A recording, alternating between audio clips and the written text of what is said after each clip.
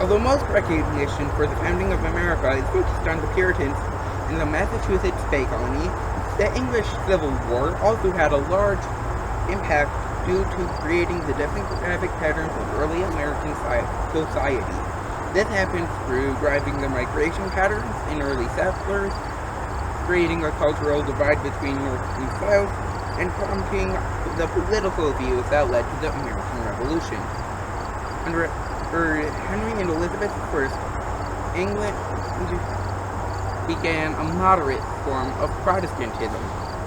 After Elizabeth I died, Scotland and England were united under James I, who then tried to unite the church's belief. However, not everyone in the church believed the same thing. The Puritans were Calvinists, primarily, and they didn't get along with the other Anglicans for their strong views. Parliament didn't like Charles I either, so there was soon to be both a political and religious war. This led to the migration of many people to America. The Windsor fleet, for example,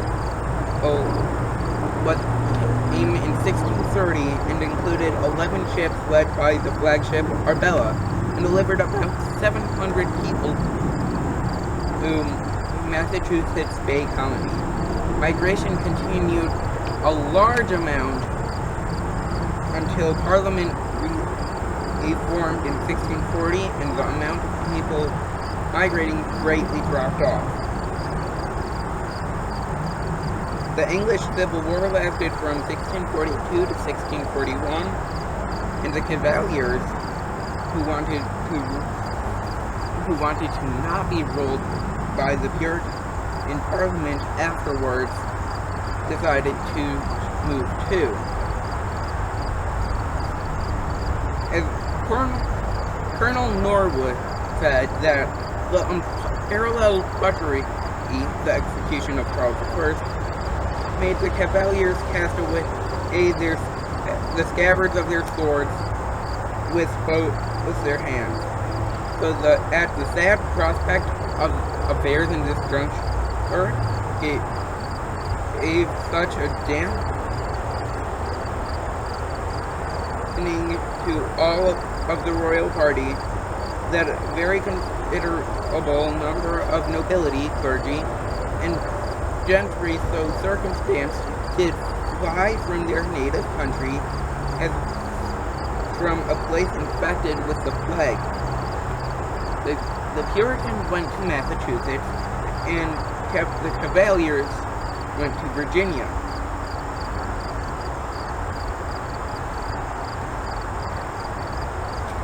Three main cultures had emerged from in the English settlements, as ours were cooked.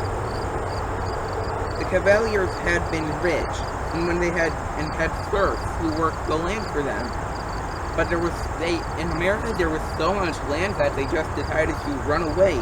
There was lots of land, and much of it had been turned into tobacco farms. The Cavaliers desperately needed workers, so they bought them from Barbados, who bought them from Spain, which led to slavery in America. Because it started in Virginia with the Cavaliers, this led to slavery being far more prominent in the South, because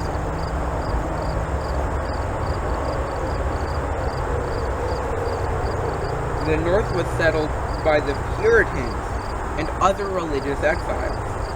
They wanted to escape the wrath of Charles I, so they avoided the South because Charles I was a Cavalier, and they hated Charles I, in turn hated the Cavaliers.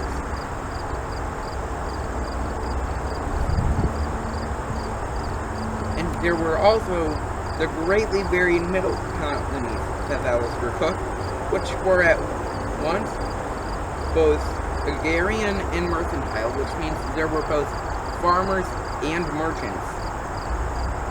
So the South had large farms with slaves. The middle had farmlands and merchants, and the north were the Puritans, who didn't believe in much any fun or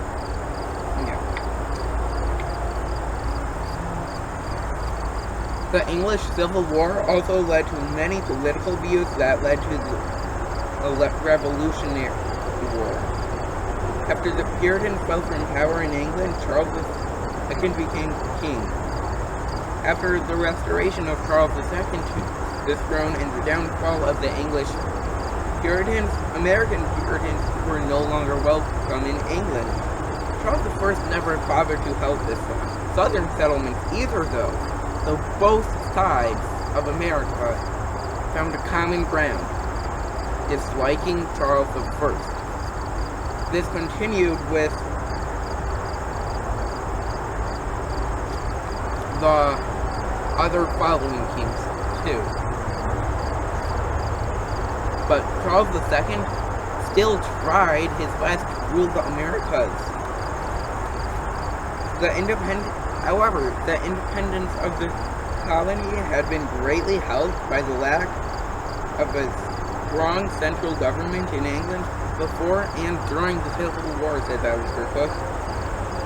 And all who had even recently left for America no longer felt any bonds with Britain, England, and it became a foreign land to them. Because the ties between America and England had broken during the English Civil War, multiple rulers pent up frustration, and Americans' pent-up frustration with them eventually made the Revolutionary War become a reality. So although, yes, the Puritans did have a part to play in the founding of America, the Cavaliers also had a large part, and the reason that America became its own nation was only through the English Civil War and the disarray of power and responsibility that came from it. Thank you.